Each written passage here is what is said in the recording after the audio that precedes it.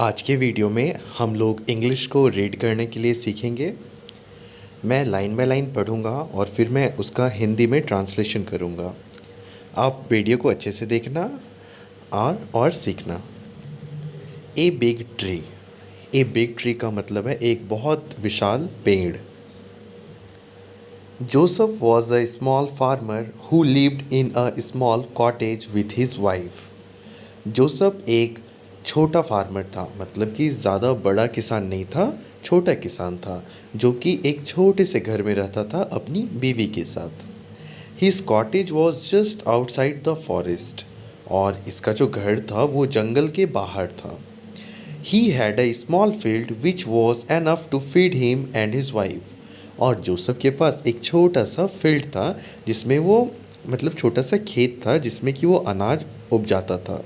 और उसके खेतों में इतना अनाज उग जाता था कि जोसेफ और उसकी वाइफ का पेट भर जाए। He had a small field which was enough to feed him and his wife. He grow vegetable in the field. और वो सब्जी उग जाता था अपने खेत में। And sold them in the near by market. और जो उसके पास के जो मार्केट थे वहाँ जाकर उस सब्जी को बेचता था। This was his livelihood.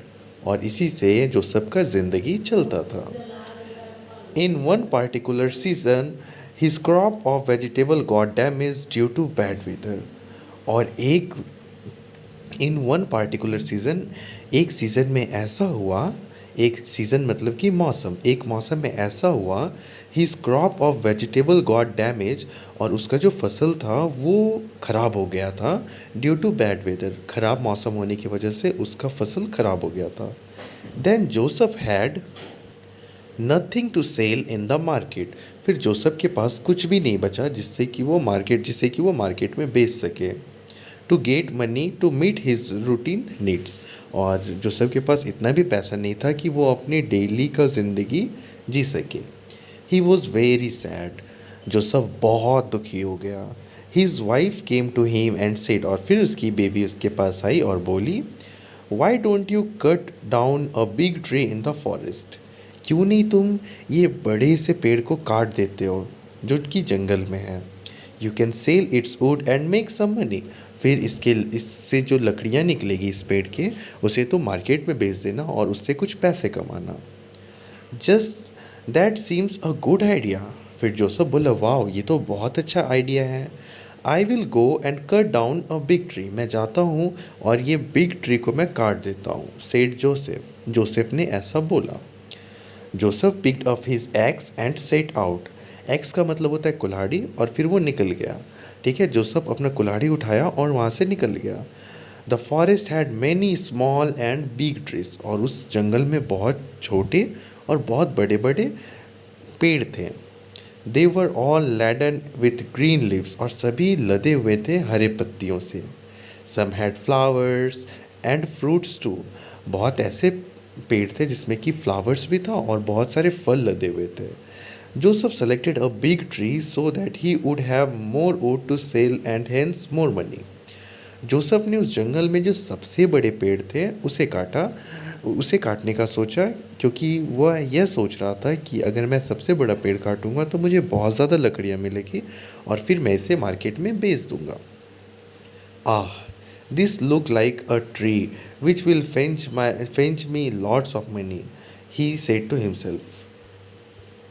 फिर जोसेफ ने एक बड़े से पेड़ की तरफ देख के बोला कि हाँ यही पेड़ है जिसे मैं काटूंगा तो मुझे ढेर सारे पैसे मिलेंगे। Joseph began to cut the tree with his axe. और फिर जोसेफ शुरू हो गया उस पेड़ को काटना अपनी कुल्हाड़ी से।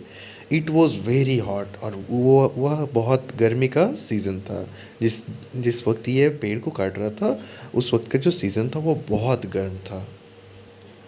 He put all his might into blow after blow at the tree and soon he was tired।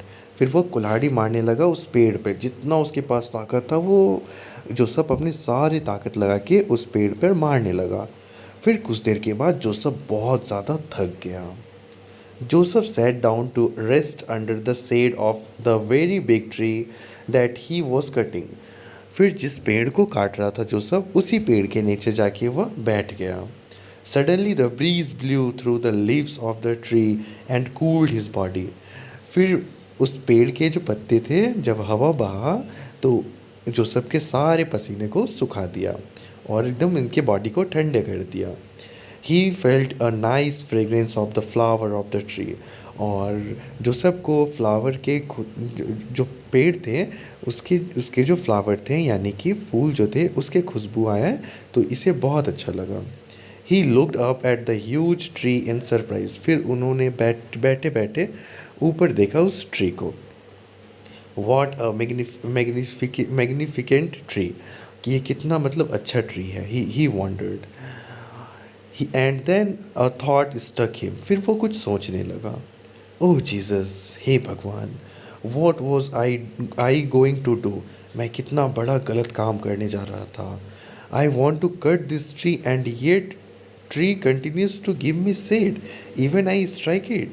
मैं उस पेड़ को काटने जा रहा था और यह पेड़ ही मुझे अभी छाँव दे रहा है और मुझे सुकून का जो है वो नींद दे रहा है, आराम दे रहा है. The tree put him to shame. और फिर वह ट्री के सामने वो शर्मा गया कि मैं कितना बेकार आदमी हूँ कि जो ट्री मुझे अभी छाँव दे रहा है मैं उसे ही काटने जा रहा था. Forgive me dear tree. फिर ये जोसेफ बोला कि माफ़ कर दो ट्री मुझे. What a blunder I was about to commit. मैं कितनी बड़ी गलती करने जा रहा था. He said remorsefully. वह बहुत ही दुख में आकर ये बोला. Joseph picked up his axe and went home. फिर जोसेफ अपना कुल्हाड़ी उठाया और घर गया. He told his wife what he had learn from the generous tree. फिर उसने अपनी बीवी को जाकर बताया कि वह क्या सीखा उस जेनरस बहुत अच्छे से ट्री से. तो ये थी स्टोरी.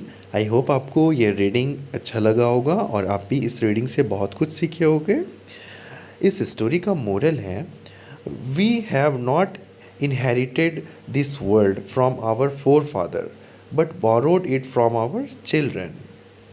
हमें यह याद रखना चाहिए कि हमें जो है ये पूरा दुनिया हमारे फोर फादर ने नहीं दिए हैं बल्कि हमने यह लिया है अपने बच्चों से.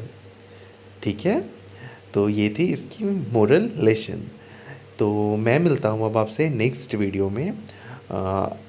अगर आपको ये वीडियो अच्छा लगा तो आप मुझे कमेंट सेक्शन में बताना और अगर आपको ऐसी और वीडियोस चाहिए तो वो भी आप मुझे बताना, मैं आपके लिए बना दूँगा.